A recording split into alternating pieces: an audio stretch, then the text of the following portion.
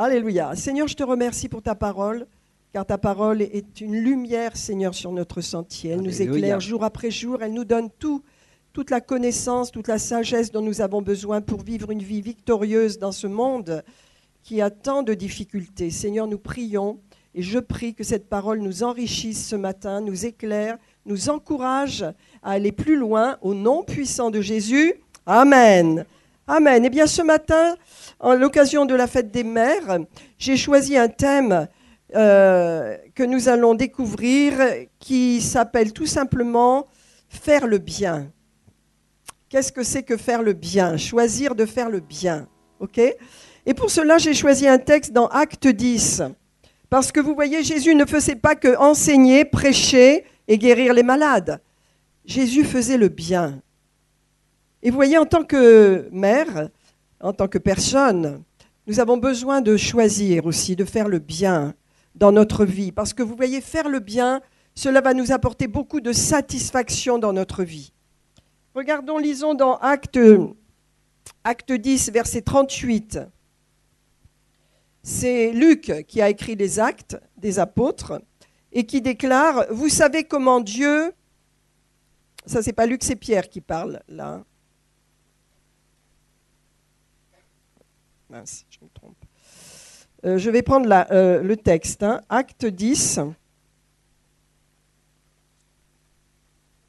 Et donc Pierre est invité dans la maison de Corneille et il va déclarer des choses. Il va dire, vous savez comment Dieu a répandu la puissance du Saint-Esprit sur Jésus de Nazareth. J'ai choisi une autre version. Vous savez aussi comment Jésus a parcouru le pays en faisant le bien et en guérissant tous ceux qui étaient sous le pouvoir du diable, car Dieu était avec lui. Alléluia. Et dans une autre traduction, Acte 10, 38, vous savez comment Dieu a oint du Saint-Esprit et de force Jésus de Nazareth, qui allait de lieu en lieu, faisant du bien et guérissant tous ceux qui étaient sous l'empire du diable, car Dieu était avec lui. La Bible déclare clairement que la maladie, eh bien, c'est quelque chose de mauvais. Hein. Dieu n'envoie jamais la maladie pour apprendre quelque chose aux gens. La maladie est un problème. Si nous croyons, vous savez, il y a une façon de croire qui dit que lorsque Dieu envoie des maladies et que ça va nous éduquer, nous apprendre quelque chose. Non, la maladie est une source de problèmes qui fait que lorsqu'on l'a, on veut toujours en sortir. On va chez le médecin, on veut être guéri parce qu'on ne supporte pas d'être malade. Vous êtes bien d'accord avec moi ?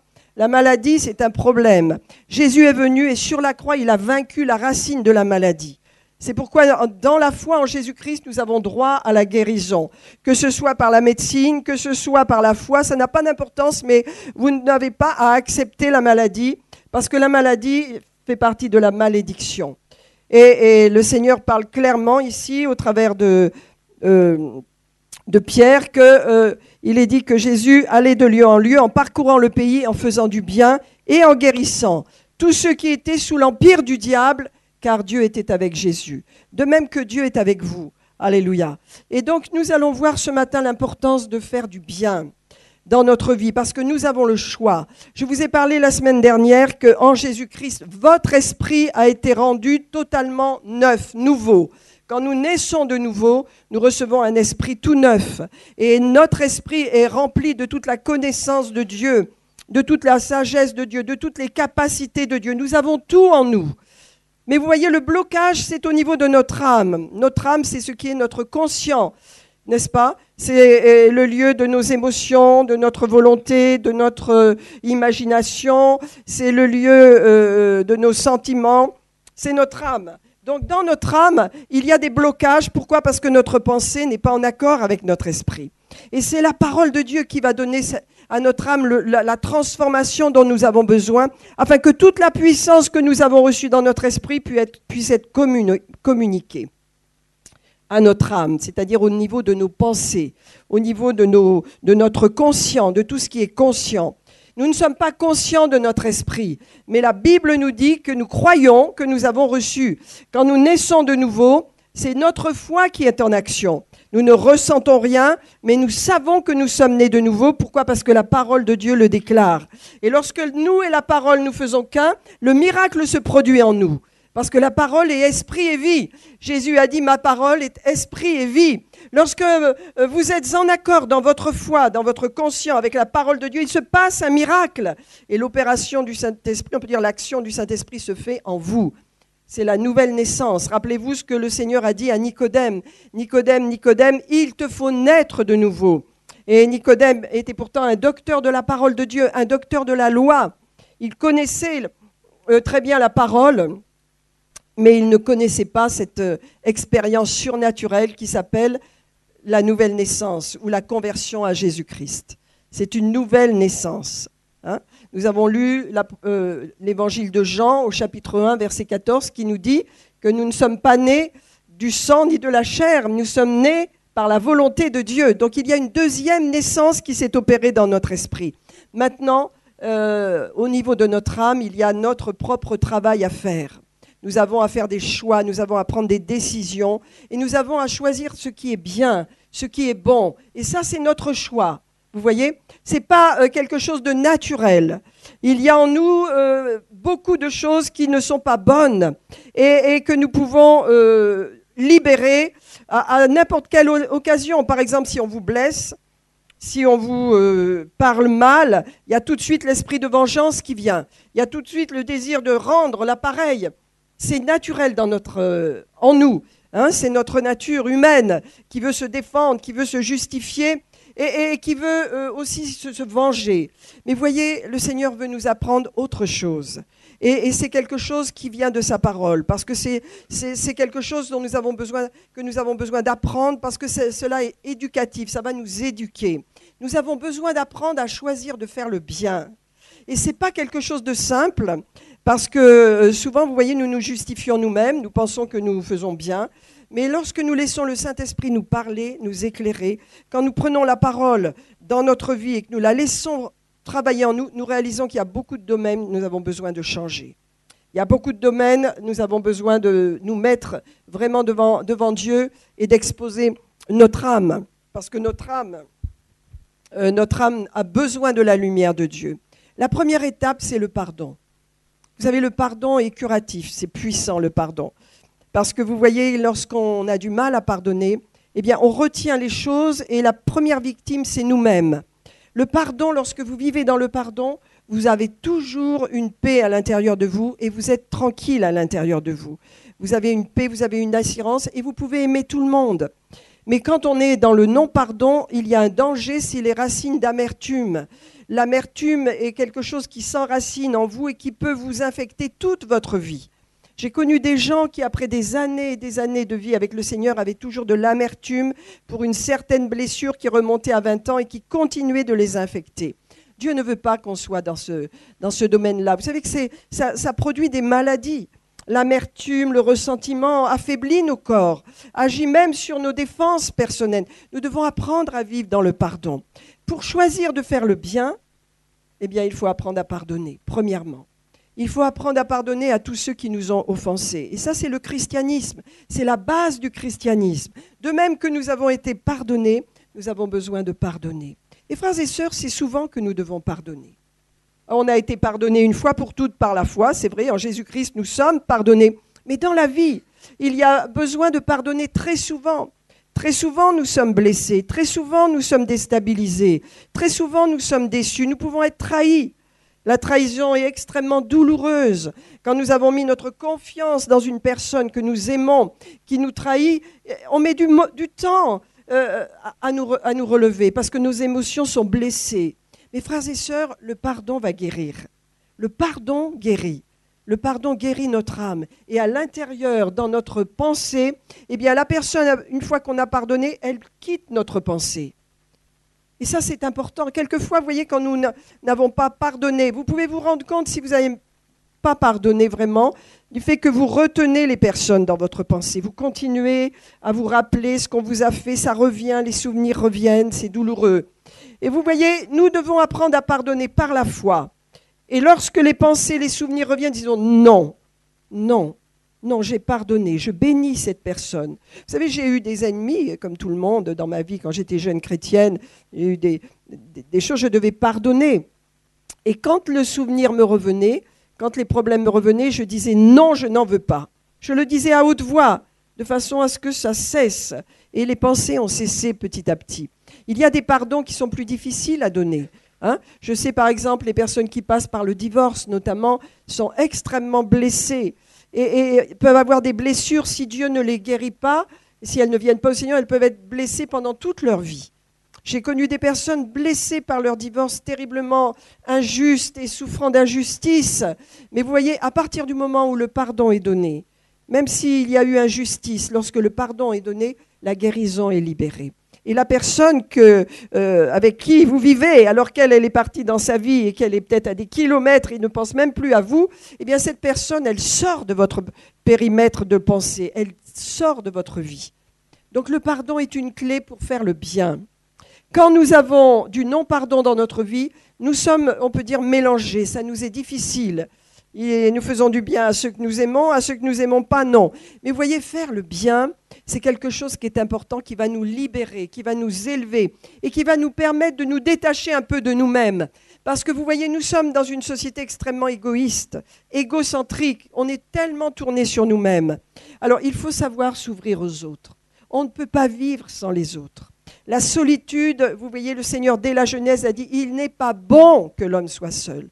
Ça ne veut pas dire qu'il faut se marier pour autant, non. Ça veut dire qu'on ne doit pas être seul, on ne peut pas vivre seul. Alors, on aime certains moments de solitude. Moi, j'aime beaucoup des moments de solitude, mais c'est des moments choisis, je ne me sens jamais seul. Mais vous voyez, ne soyez jamais seul. Faites-vous des amis, soyez avec vos amis, partagez avec vos amis, parce que la solitude est mauvaise. J'ai connu des personnes qui vivaient dans la solitude et qui étaient assujetties à des pensées de découragement, de dépression. Et je disais à ces personnes, ne reste pas seul, va vers d'autres personnes, rencontre tes voisins, ne reste pas seul. Parce que la solitude, lorsqu'elle est subie, est destructrive. Ça ouvre la porte à la dépression, à toutes sortes de pensées négatives, et même des personnes pensent au suicide. Donc vous voyez, il n'est pas bon d'être seul, mais il est bon d'être avec les autres. Or, dans notre société, il y a tellement d'occasions de faire le bien. Amen. Faire le bien. Déjà, nous sommes à la fête des mères. Donc, je pense aux mères qui ont une famille, qui ont des enfants. Écoutez, faire le bien, c'est quelque chose avec lequel nous devons nous lever le matin. Nous devons nous dire, qu'est-ce que je vais faire de bien dans cette journée ? Comment est-ce que je vais agir ? Est-ce que je vais laisser ma nature, quelquefois colérique, vindicative, s'exprimer ? Ou est-ce que je vais choisir de faire le bien ? Faire le bien demande de penser aux autres. Qu'est-ce que l'autre ressent ? Qu'est-ce que l'autre ? Ça peut être mon enfant, ça peut être mon mari, ça peut être ma femme, ça peut être ma mère, mon père, ma famille. Qu'est-ce qu'il ressent lorsque j'agis de telle et telle façon ? Alors je vais changer, je vais faire le bien. Si Jésus allait de lieu en lieu, partout, en faisant le bien, ça veut dire qu'il faisait des choses pratiques. Il pouvait apporter peut-être une tasse de café, je rigole, à quelqu'un, ou aider quelqu'un à rentrer son bois, ou faire des choses pratiques. Vous savez, Jésus, c'était pas le Seigneur sur un estrade avec une grande robe et faisant des choses très importantes. Non, il était avec les gens. Il était proche des gens. Il était avec les prostituées. Il était avec les gens de mauvaise vie. Il mangeait avec eux. Le Seigneur est proche des gens. Alléluia. Il a dit, je ne suis pas venu appeler à la conversion des bien portants, je suis venu pour les malades de la vie. Jésus est venu pour ceux qui ont un mal de vivre et pour leur donner une vie nouvelle. Alléluia. Donc vous voyez, il faisait le bien, ça veut dire qu'il faisait des choses pratiques. Et nous, si vous voulez faire le bien, pensez aux choses pratiques. Pensez à faire des choses pratiques. Comment est-ce que vous pouvez savoir, par exemple, si vous appréciez votre voisin ? Moi, je n'ai pas de voisin où je vis. Mais j'aimerais bien des fois avoir des voisins pour exprimer ma gentillesse vis-à-vis d'eux. Ça peut être de leur amener un petit gâteau qu'on a fait, une petite tarte, une pizza, quelque chose, dire voilà, j'ai envie de vous faire plaisir. Vous savez, ça ouvre les cœurs. Ouvrons les cœurs des gens qui nous entourent, nos familles, nos parents, nos enfants. Non pas parce que c'est la fête des mères, mais ayons des intentions, faisons le bien. Vous savez, on a le choix, on est capable de faire le bien comme on est capable de faire le mal. Quand quelqu'un nous menace, ou quand on est au volant d'une voiture, il n'y a qu'à regarder nos réactions. Comment la nature reprend le dessus quand on nous fait une queue de poisson ou quelque chose. Hein? On est capable. Non, il faut changer.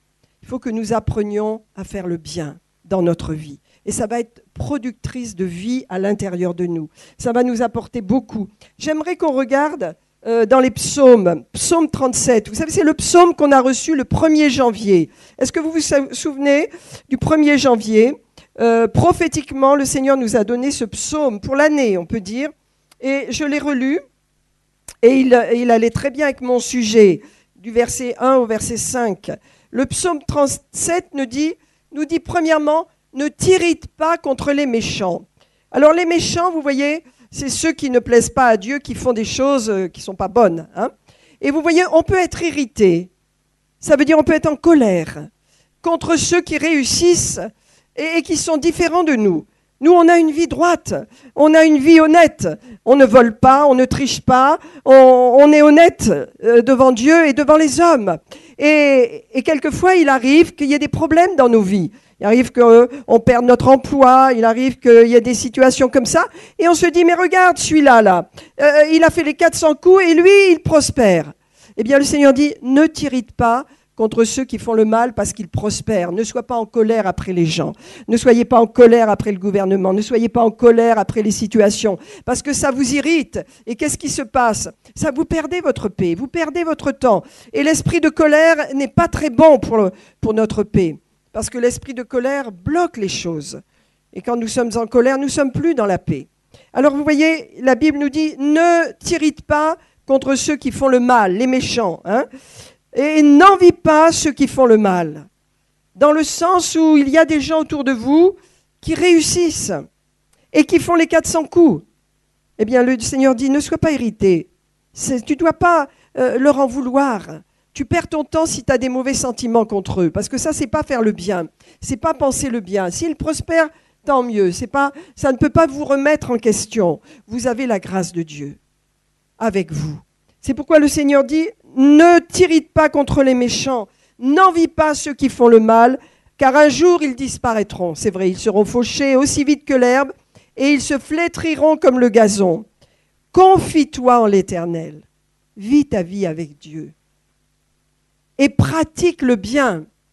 Vous voyez que partout dans la Bible, on nous dit de pratiquer le bien, ça veut dire de faire du bien, premièrement dans nos familles, mais deuxièmement avec nos collègues de travail, troisièmement avec les gens que nous côtoyons, avec nos familles. Vous voyez, un chrétien doit être producteur de bien. Et il doit faire du bien, je veux dire, excusez-moi l'expression, mais il doit produire des bonnes choses auprès des gens, une bonne parole. Vous voyez, une parole et un sourire, l'appréciation que l'on peut avoir des autres peut faire tellement de bien. Il y a tellement de gens qui se sentent rejetés, qui se sentent abandonnés. Lorsque vous leur donnez une main d'association et que vous leur partagez un bonjour et que vous leur dites quelques mots, vous dites c'est rien. Mais oui, mais c'est rien pour vous, mais c'est peut-être beaucoup pour la personne. Vous savez, notre société n'honore plus les personnes âgées. Honorez les personnes âgées. Ne les traitez pas comme des mamies, comme j'ai vu qu'on les traitait quelquefois dans les hôpitaux, comme si c'était rien. Non, honorons les personnes âgées. La Bible nous dit d'honorer le cheveu blanc. Parce que ces gens ont élevé des enfants, ces gens ont travaillé, ces gens ont produit, ils ont été dans la vie active. Un jour, nous serons comme eux. Hein? Si on n'honore pas les personnes âgées, si on n'a pas du respect pour ce qu'ils ont accompli dans leur vie, eh bien notre société n'est pas équilibrée. Nous, chrétiens, nous devons avoir du respect. Respect pour nos parents qui nous ont élevés. Peut-être ils ne l'ont pas fait comme on aurait aimé, mais Dieu nous dit « Hé, moi, je t'ai lavé, je t'ai guéri de tes blessures. Reste pas dans les blessures que tes parents t'ont faites. Avance, bénis tes parents, honore tes parents. Alléluia. Et puis avance. » Vous savez, tellement de gens, et moi j'ai été un peu comme ça un certain temps, sont dans le problème. Mes parents m'ont fait ci, mes parents m'ont fait ça, j'ai pas reçu ci, j'ai pas eu ça. Hein. Vous allez chez les psychologues, et alors là, ils vous en disent, et au bout d'un moment, vous ne pouvez plus voir vos parents. Parce que vous ne voyez que le côté négatif. Mais vos parents vous ont aimé, ils vous ont porté, ils vous ont nourri, ils vous ont donné du lait, de la nourriture, ils sont inquiétés pour vous, ils vous ont soigné quand vous étiez malade. Donc vous voyez, il faut savoir passer outre et pardonner et aller de l'avant. Si vos parents ont eu des faiblesses, n'ont pas été parfaits, et quel est le parent qui est parfait? On essaie de faire de notre mieux et même en faisant notre mieux, on ne fait pas comme on devrait. Il y a toujours quelques problèmes. Hein. Mais si vous avez eu des parents qui ont vraiment failli, vous n'avez qu'à leur pardonner. Et vous pouvez continuer. Dieu veut qu'on pardonne parce que le pardon, c'est une guérison. Vous voyez? Et comment est-ce que, vous voyez, les 10 commandements nous disent d'honorer notre père et notre mère? Et parce qu'il y a une promesse afin de vivre longtemps sur cette terre. Et lorsqu'on honore nos parents, on ne les juge pas. On dit, bon, il y a eu ça dans ma vie, d'accord. J'ai manqué de ci, j'ai manqué de cela, d'accord. Maintenant, le Seigneur a rempli ma vie. Je me suis confié en lui, il m'a guéri. Je pardonne. Donc je bénis mes parents. Je bénis ma famille, je bénis ceux qui m'ont mis au monde, je bénis les gens qui ont pris soin de moi. Vous comprenez? C'est très important pour votre équilibre. Parce que vous voyez, souvent les familles sont coupées maintenant. Je vois que dans les familles, de moins en moins, même les gens se rattachent très peu à leurs parents, pas assez, et à leur famille. On ne peut pas, vous savez, une famille, c'est tellement précieux. Alors il y a des bonnes choses qu'on reçoit de la famille, il y a des choses moins bonnes. Mais en tous les cas, il faut garder ce lien. C'est très important. Et donc, lorsque nous faisons le bien et que nous répondons par du bien, lorsque il y a des mauvaises choses qui vous sont communiquées, ou des paroles mauvaises, ou du rejet, ou de l'indifférence. Vous savez, des fois, dans des familles, il y a de la jalousie. Dans les familles, il y a d'esprit de compétition. Des fois, on honore plus celui qui a réussi que celui qui traîne un peu le pied derrière, qui est plus fragile, et tout ça. Ça blesse. Mais vous voyez, quand on est chrétien, on doit passer outre. On pardonne et on avance. Et vous savez ce qu'on fait? On sème des bonnes choses. Lorsque vous faites le bien, ça veut dire lorsque vous pratiquez.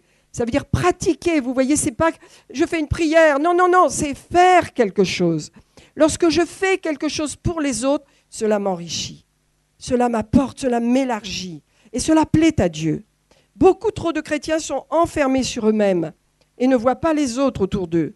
Nous avons besoin d'apprendre à pratiquer le bien, à choisir le bien. Continuons le psaume 37 qui dit « Confie-toi en l'Éternel et pratique le bien, et le pays pour demeure et la fidélité pour pâture. » Hein? Dans une autre traduction, il est dit « Fais de l'Éternel tes délices, confie-toi en l'Éternel, pratique le bien, et le pays pour demeure et la fidélité pour pâture. Fais de l'Éternel tes délices, il te donnera ce que ton cœur désire. » Alléluia. Verset 5, « Recommande ton sort à l'Éternel, mets en lui ta confiance et il agira. » Vous voyez, je regrette, mais toutes ces bénédictions sont en fonction d'une condition. Pratique le bien. Et le pays pour demeure. Installe-toi là où tu vis. Bénis le lieu où tu vis. Vous voyez? Comment est-ce que Israël a gardé ses principes et a gardé tout ce qu'ils avaient? Quand ils étaient dans les pays, ils partaient dans les pays où ils étaient rejetés, eh bien, ils bénissaient le pays. Ils étaient souvent une bénédiction pour le pays avant qu'on les persécute. Ils produisaient des bonnes choses. Ils avaient un contact avec la société. Ils faisaient du commerce, ils étaient dans la société. Parce que Dieu leur a dit, tu bénis le pays étranger dans lequel tu es. Et Dieu nous appelle à bénir autour de nous, à avoir le pays pour demeure. Lorsqu'on est dans un pays, moi je suis citoyenne du ciel, mais Dieu m'a placée dans ce pays. Ça m'est égal, il aurait pu me mettre en Chine, en Afrique, en Inde.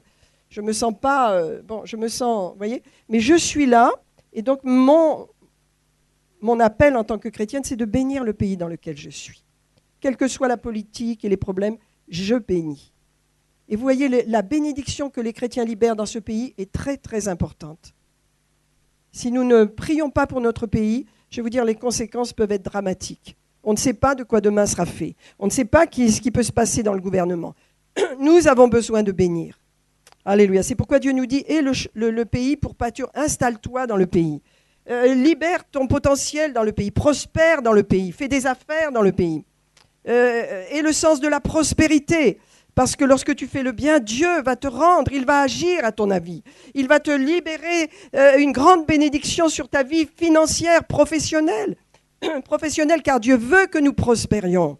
Alléluia. Tandis que notre âme prospère, la prospérité fait partie de la bénédiction de Dieu. Mais vous voyez, il faut changer notre mental. Si nous faisons du bien aux uns et que dans l'autre nous nous vengeons, la bénédiction de Dieu ne descendra pas sur nos vies. Dieu nous appelle à faire le bien, même à nos ennemis, à avoir une bonne attitude, à n'avoir d'ennemis, de personne, à ne nous faire aucun ennemi. Les gens peuvent être nos ennemis, c'est-à-dire les gens peuvent ne pas nous aimer, mais nous, ce n'est pas notre problème. Nous bénissons, nous avançons avec la bénédiction. Alléluia. Est-ce que ça vous aide le verset 37 ? Alléluia. Donc c'est important de comprendre que lorsque nous bénissons, nous faisons le bien, également nous apprenons à nous discipliner. Nous pensons aux autres, au lieu de penser tout le temps à nous. Qu'est-ce qui me manque, qu'est-ce que je n'ai pas, qu'est-ce que je dois faire ? Vous voyez, nous pensons aux autres. Et lorsque nous pensons aux autres, je vais vous dire, ça libère l'onction de Dieu sur notre vie qui va de l'avant. Donc regardons encore dans Acte 20, 35, je vous donne la référence, mais je vais vous le lire. Comment délaisser notre vie égoïste ? Alléluia, nous devons apprendre à nous donner. Il est dit dans Acte 20, 35, « Je vous ai montré de toute manière que c'est en travaillant ainsi qu'il faut soutenir les faibles et se rappeler les paroles du Seigneur qui a dit « Il y a plus de bonheur à donner qu'à recevoir. » Lorsque nous nous donnons quelque chose, je vais vous dire, il y a du bonheur dans votre vie. Il y a du bonheur dans votre vie. Vous êtes heureux. Est-ce que vous avez expérimenté cela ? Quand vous avez fait quelque chose de vous-même, vous êtes allé voir quelqu'un, vous avez donné quelque chose, qu'est-ce qu'il y a comme satisfaction à l'intérieur de vous ? Il y a une grande satisfaction de faire le bien. Il faut que nous, chrétiens, nous apprenions à faire le bien, même à ceux qui ne nous aiment pas, frères et sœurs. Même à ceux qui ne nous aiment pas, parce que c'est ça l'évangile. Si nous faisons le bien à ceux qui nous aiment, quelle récompense avons-nous ? Mais quand nous apprenons à donner, à ouvrir nos cœurs à ceux qui nous rejettent, je vais vous dire, il y a une grande bénédiction. Je connais l'histoire d'une femme qui malheureusement a été violée par son père pendant des années. Et le Seigneur l'a relevée. Ça a été long. Elle a été beaucoup blessée, elle a refait sa vie et elle a prospéré. Elle a eu vraiment une vie prospère. Elle est devenue, avec son mari, vraiment des gens riches, mais ils sont restés des chrétiens authentiques. Et à un moment donné de sa vie, le Seigneur lui a dit, maintenant il faut que tu prennes soin de ton père. Elle était âgée, elle ne le voyait pas. Seigneur, comment vais-je faire ? C'est impossible, je ne peux pas le voir. Premièrement, tu dois lui pardonner, tu dois aller te réconcilier avec lui. Et il est dans la pauvreté, tu dois t'occuper de lui. Et cette femme dit, j'avais aucun sentiment dans mon cœur, j'avais du rejet, je ne pouvais pas le faire, mais j'ai dit, je vais faire ce qui est bien, parce que si Dieu m'a parlé, je vais pardonner. Et elle a acheté une maison à ses parents, et elle les a installés, sans qu'elle en ait envie. Vous comprenez ? Quelquefois, faire le bien, c'est faire quelque chose malgré nous, parce qu'on sent qu'on doit le faire, mais on n'a pas envie. Eh bien, cette femme dit, vous savez, à partir du moment où j'ai fait cela, j'ai pu conduire mes parents au Seigneur et j'ai eu la satisfaction d'avoir fait ce que Dieu m'a demandé. Et c'était dur. Quelquefois, c'est dur de bénir certaines personnes. Quelquefois, c'est dur de tendre la main à des bourreaux, quelquefois. Hein, on n'est pas dans une situation, mais il y a des pays où il faut pardonner à des bourreaux. C'est très dur. Frères et sœurs, mais nous pouvons le faire parce que nous sommes chrétiens. Parce que nous avons en nous cette capacité de faire le bien, même à nos ennemis. Jésus a dit, bénissez vos ennemis. Bénissez et ne maudissez pas. Celui qui maudit, il se maudit lui-même, parce que la malédiction revient sur soi. Parce que ce qu'on sème, on le récolte. Dieu dit qu'il n'y ait pas une malédiction qui sorte de votre bouche. Bénissez. Dans la société dans laquelle nous sommes, bénissons. Soyons attentifs aux autres. Je vous parle de cela parce que maintenant, je voudrais vous parler d'une femme qui a eu énormément de sagesse. Il s'agit d'Abigaël dans la Bible. Hein, et on va la lire parce qu'on va faire un peu son portrait. On va lire le portrait de cette femme. Vous le trouvez dans les rois. Hein, un roi.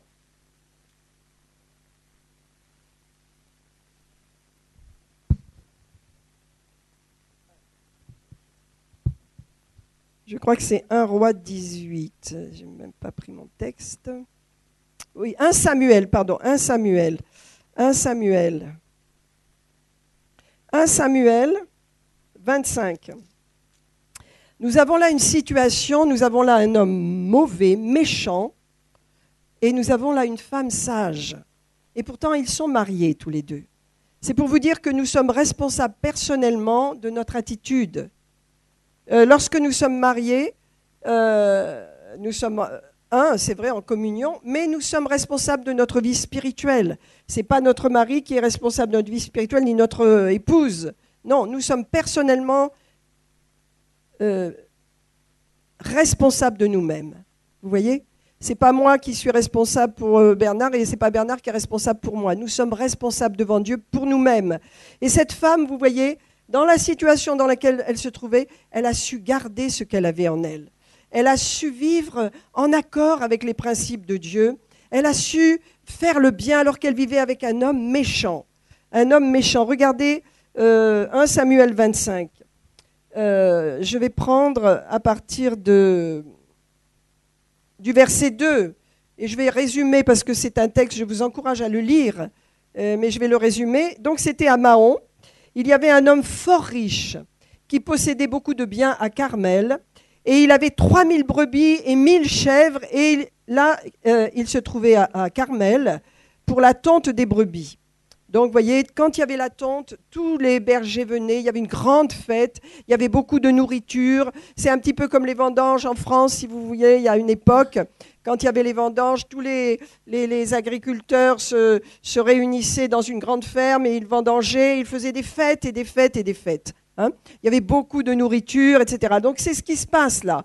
Et donc, il y avait là David. Vous savez que le roi David était en fuite parce que Saül voulait le tuer et Saül était jaloux de lui. Et donc, il était là avec tous ses hommes, plusieurs centaines d'hommes, et il avait faim, il avait soif, il avait des besoins pour sa troupe qui était avec lui. Alors, il nous est dit au verset 3 que le nom de cet homme s'appelait Nabal et sa femme Abigaël. C'était une femme de bon sens et de belle figure. Je crois que c'est pour nous les femmes. Soyons des femmes de bon sens. Ça veut dire ayons un sens pratique, une intelligence ouverte. Vous savez, on ne peut pas mener une vie saine si on n'a pas un monde à l'intérieur, si notre vie intérieure n'est pas saine. Si dans nos pensées, si dans nos sentiments, nous sommes blessés, nous ne pouvons pas avoir une vie saine. Vous me suivez ? C'est impossible. Quand on est blessé, on a du mal. Dieu veut nous guérir pour que nous ayons une vie saine, une vie juste, une vie droite. Et donc cette femme, vous voyez, elle était pleine de bon sens. Et c'est un peu ce que nous avons, nous les femmes. Nous avons du bon sens dans la vie. Il nous en faut. Nous ne voulons pas être des femmes qui ne comprenons pas les choses. Nous sommes pratiques, nous sommes près des choses. Quand quelqu'un a mal à la tête, eh ben, tout de suite, on va chercher un cachet d'aspirine. Hein. On est pratique. On sait et on est efficace. On aime que les choses soient faites, n'est-ce pas vrai ? Eh bien, cette femme, elle avait beaucoup de bon sens. Elle s'appelait Abigaël et son mari était dur et méchant. Dans ses actions, il descendait de Caleb, c'est pas Caleb de Josué, hein, c'est un autre Caleb. Et donc, David était là et il était avec ses bergers dans le désert. Et ils avaient faim et soif, ils avaient des besoins et ils ne voulaient pas se servir. David était un homme de Dieu, vraiment. Et donc, il a dit, il a appelé 10 jeunes gens de son équipe. Il a dit, écoutez, montez donc chez Nabal et dites-lui, voilà, nous sommes avec tes bergers. Est-ce que tu peux nous donner de la nourriture ? Mon équipe, mes troupes ont faim. Et est-ce que tu peux nous donner de la nourriture ? Vous voyez ? Et ils ont été très mal reçus par Nabal. Il a dit, quoi ? Qu'est-ce que c'est que cet homme-là ? De quel droit ? Il vient de nous demander quelque chose. Qu'est-ce que c'est que ça ? Et il a rejeté les serviteurs. Et David était humilié parce que qu'est-ce qu'il avait fait, David ? Pendant qu'il y avait tous les bergers qui étaient réunis, David protégeait les bergers. Il les protégeait, il prenait soin d'eux. Alors il a dit, bon, parce que David était un homme de guerre, hein, n'oubliez pas. Il a dit, bon, allez, on monte et moi, toute la maison de Nabal, je vais la tuer. Je vais tous les tuer parce qu'ils me rendent le mal pour le bien. Vous comprenez ? Et il monte avec son armée. Pendant ce temps, il y a un serviteur de Nabal qui sait ce qui s'est passé, qui monte vite voir Abigaël et qui lui dit, il va se passer quelque chose de terrible, il faut que vous fassiez quelque chose parce que notre maître, Nabal, a vraiment été méchant. Il a répondu par le mal tout le bien que David a fait à nos bergers et il vient pour détruire toute sa maison. Et cette femme, Abigaël, a dit, oh là là, qu'est-ce que je vais faire ? Alors, elle a appelé ses serviteurs sans en parler à son mari, et elle a pris des mulets, et elle a rempli les mulets de nourriture, de fruits frais, de tas de choses, de pain, et elle a dit, descendez devant moi, et moi je vais descendre et je vais demander la grâce à David. Vous voyez, cette femme, elle connaissait David. Parce que David, vous voyez, il avait tué Goliath et sa renommée s'était répandue dans tout le pays. Nabal ne pouvait pas ne pas le connaître. Tout le monde connaissait David. Tout le monde savait ce qui se passait au niveau de Saül, le roi, et de David, qui devait être roi. Donc, elle savait, cette femme. Et elle a usé de sagesse, elle a fait le bien. Et elle a envoyé les ânes, les mulets avec des victuailles sur le chemin de David qui montait pour tuer toute la maison de Nabal. Et cette femme a demandé la grâce. Et elle a reçu la grâce. Ça, c'est de la sagesse. Elle a arrêté la colère de David et même son envie de meurtre, simplement en donnant ce dont il avait besoin.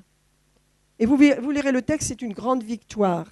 Lorsque vous pratiquez le bien, lorsque vous avez des ennemis et que vous leur faites quelque chose de bon pour eux, ça désamorce la colère, ça désamorce la méchanceté. Ça désamorce les choses. C'est un principe divin qui est très puissant. Et ce qui est extraordinaire avec Abigail, c'est qu'elle avait l'Esprit de Dieu. Elle connaissait David et elle s'est mise à prophétiser. Je vous ai dit combien c'est important. Vous avez l'Esprit de Dieu. Comment vous pouvez prophétiser dans votre vie? Comment vous pouvez appeler les bonnes choses dans votre vie? Prophétiser sur vos enfants, prophétiser sur vos familles. Libérez le bien dans votre vie. Vous savez, la parole, lorsqu'elle est libérée, elle apporte les bénédictions de Dieu. Et il est dit que lorsque nous faisons le bien, Dieu agit. Dieu agira. Dieu agira pour vous. Alléluia. Et regardez ce qu'elle a dit à David.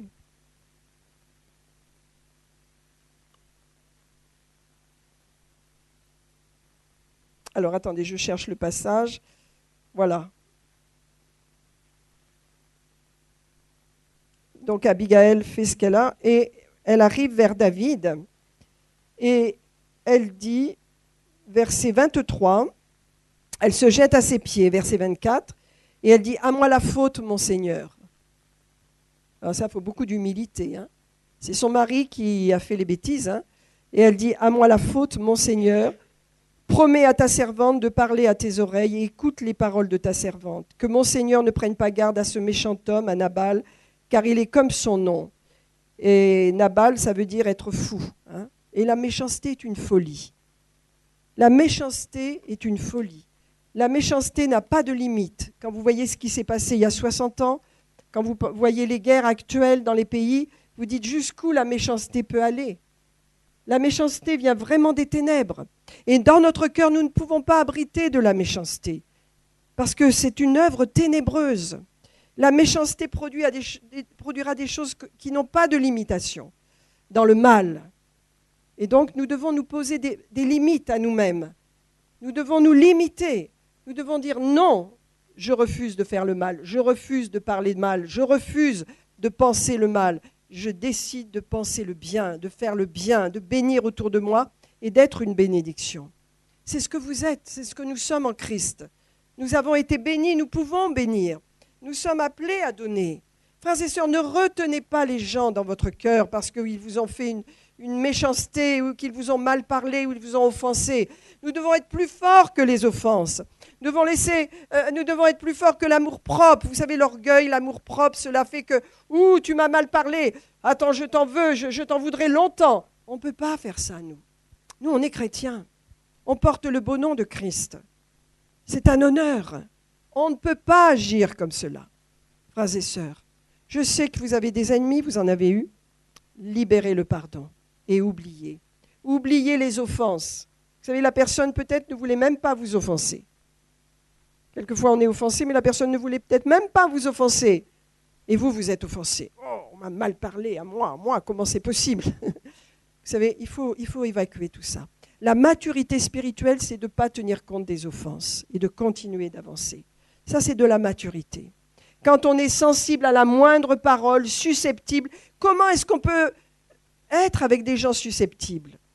On blesse toujours, on fait des erreurs, on n'est pas parfait, on peut faire une erreur. On peut dire une parole qui nous a dépassés, mais on ne doit pas accepter d'être blessé.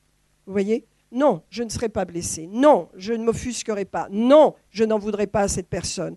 Moi aussi, je fais des erreurs. Moi aussi, je peux avoir une mauvaise parole. Moi aussi, je peux me tromper. Donc, je ne vais pas en vouloir. Vous me suivez, mes amis? Cette femme est venue vers David. Elle a dit, pardonne-moi, Seigneur, c'est de ma faute.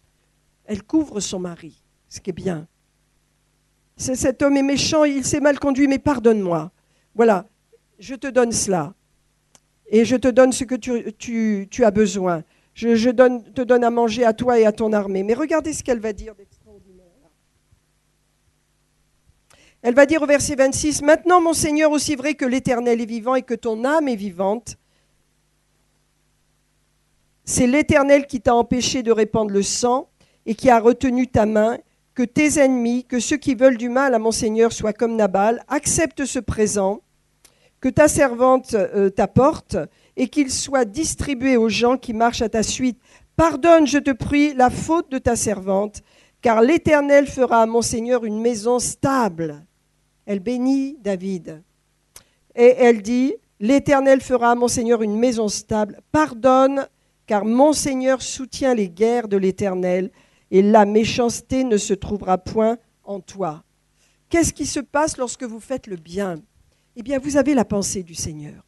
Vous savez, Nabal faisait le mal, et quand David est venu lui demander quelque chose, il a dit, mais tu es l'ennemi de Saül. Pourquoi est-ce que j'irai aider quelqu'un qui se rebelle contre son roi?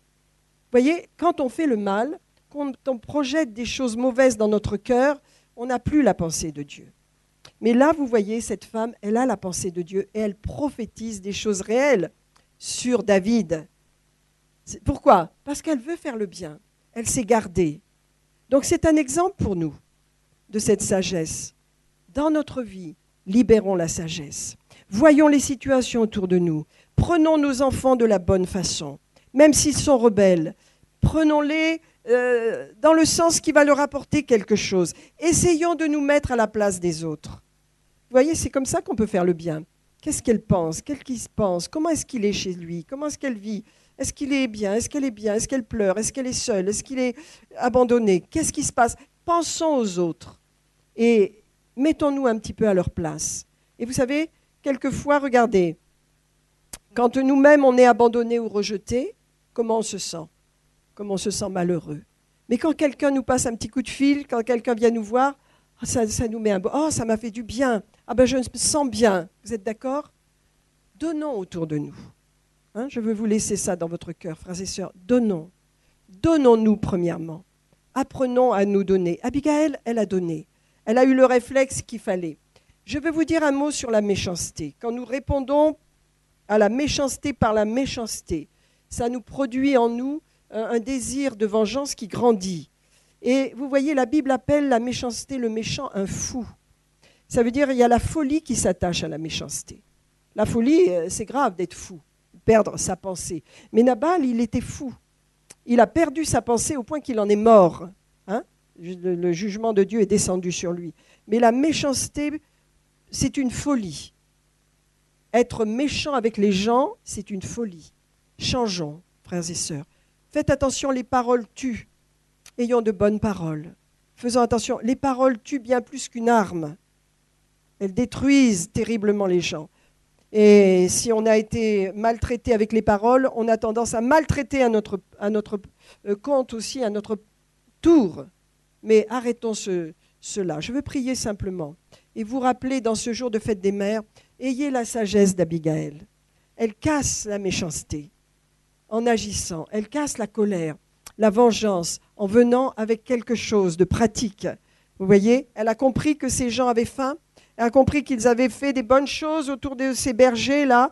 Ils avaient protégé des voleurs. Ils avaient gardé, ils n'avaient rien pris des biens qu'ils avaient. Et il y avait de l'abondance dans ce moment de tonte des brebis, là. Tous les bergers de Nabal étaient riches. Il y avait beaucoup de bonnes choses. Ils n'ont rien touché et ils ont gardé. Donc ils ont répondu par le bien. Et ils ont reçu le mal. Donc David était prêt à tuer toute la maison de Nabal. Abigail est venue devant lui. Et elle a cassé sa vengeance, simplement en pourvoyant, en donnant. Amen. Frères et sœurs, dans notre vie, il y a beaucoup de domaines comme cela, où nous pouvons casser la méchanceté, casser, alléluia, tout ce qui peut venir contre nous. Amen. On va terminer là-dessus. Je résume. Alléluia. Rappelez-vous le psaume 37. Attachons-nous au bien, pratiquons le bien. Rappelez-vous dans Actes 10, Jésus allait de lieu en lieu faisant le bien. Ça veut dire regardez Jésus comme, non pas mystiquement, parce que Jésus n'est pas mystique, non. Regardez-le dans ce qu'il faisait de pratique pour les gens. Je ne sais pas la société de l'époque, comment ils vivaient, mais il y avait tellement de besoins, parce que les gens, ils n'avaient pas tout le confort qu'on a. Donc Jésus a dû aider, il a dû faire des choses pratiques. Ça a émerveillé ses disciples. Et ils se sont dit donc, il peut nous donner des choses spirituelles extrêmement riches, et en même temps, il peut aider cette personne âgée, il peut ranger peut-être dans sa maison, ou mettre le bois dans sa cour, il peut faire des choses pratiques. Pensez à faire des choses pratiques. Le monde sera sauvé par la bonté. Je ne sais plus, c'est Bernard qui a, dans son livre, il a parlé d'un scientifique qui s'appelle Boris Cyrulnik. Vous connaissez? Il a dit, Cyrulnik, voilà. Il a dit que le monde serait sauvé par la bonté. Si nous pouvons être bons les uns avec les autres, ça pourrait sauver le monde. Et c'est vrai. Et c'est vrai. C'est une puissance d'être bon avec les gens. Vous voyez combien on est blessé quand dans la rue on vous insulte parce que vous êtes mal garé ou parce que vous conduisez d'une certaine façon. On est tout de suite blessé, ça fait mal. Vous remarquez, même si on ne connaît pas les gens. Mais la bonté, il faut qu'on s'habille de bonté parce que ça ne nous est pas toujours naturel. Mais il faut aller vers la bonté. Vous êtes d'accord avec moi? Allez, on va prier. Alléluia. Seigneur, nous voulons te remercier ce matin. En cette occasion de fête des mères, Seigneur, nous voulons honorer toutes les mères, les mamans qui sont au milieu de nous, Seigneur. Et nous voulons prier tout spécialement pour elles, Seigneur, afin qu'elles soient sages et pleines de bon sens comme Abigaël, qu'elles aient des paroles de vie et des paroles de bénédiction pour leur famille, pour leurs enfants, pour leur mari, qu'elles soient capables, Seigneur, de gérer les situations avec bonté. Seigneur, que la colère, le ressentiment, les blessures ne règnent pas dans leur vie, mais qu'elles puissent être guéries, Seigneur, en pardonnant à tous ceux et celles qui les ont offensés, en pardonnant les paroles peut-être cruelles qu'elles ont reçues. Seigneur, nous prions pour cela, Seigneur. Envoie le baume de Galade sur les âmes blessées ce matin, Seigneur. Oh, alléluia, au nom de Jésus.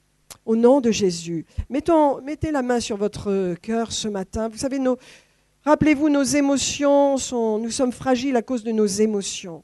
Nous sommes des êtres très émotionnels. Et quand nous sommes blessés, ça a un effet sur tout le monde. Seigneur, je prie ce matin pour tous ceux qui sont blessés, rejetés, qui ont été maltraités par des paroles, par des actes aussi, abandonnés. Seigneur, je prie ce matin par ton esprit que tu libères cette onction, Seigneur, qui guérit ce matin.